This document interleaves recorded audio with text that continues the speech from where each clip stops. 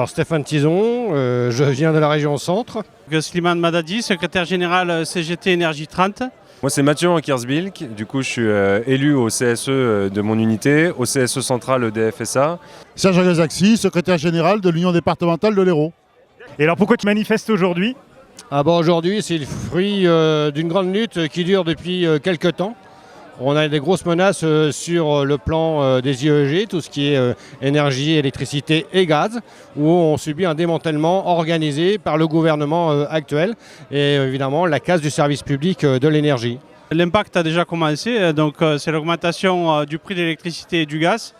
Donc pour l'électricité, on est presque à 45% et plus de 85% pour le gaz. Aujourd'hui, l'énergie est facturée à travers une TVA comme les produits de luxe. Concrètement, la FNME-CGT revendique une baisse de cette TVA. Qu'est-ce que tu en penses ? Je pense que justement la TVA déjà devrait dans un premier temps être facturée à 5,5% comme les produits de première nécessité. Le service public il répond à des besoins d'une nation, d'une population.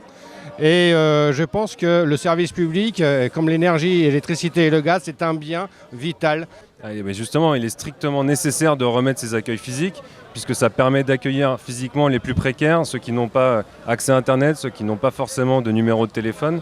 Et du coup, ça permet d'avoir un service de proximité pour les usagers de l'électricité et du gaz. On a besoin d'électricité pour se chauffer, pour faire cuire tout ça, et le gaz aussi. Donc obligatoirement, on a besoin d'avoir une structure qui permette de garantir une bonne desserte sur l'ensemble du territoire. L'énergie est un bien public. À partir de là, ça doit être un bien qui ne doit pas être un bien spéculatif, d'où la nécessité d'avoir une entreprise publique et des statuts qui soient liés. Voilà, et ce qu'on a vécu avec l'électricité, ce qu'on a vécu avec l'eau, avec le gaz, c'est des mises en concurrence qui au final rendent l'énergie de plus en plus chère et puis surtout n'assurent plus l'égalité entre les citoyennes et les citoyens. Et donc on a besoin de revenir en arrière sur ces politiques-là.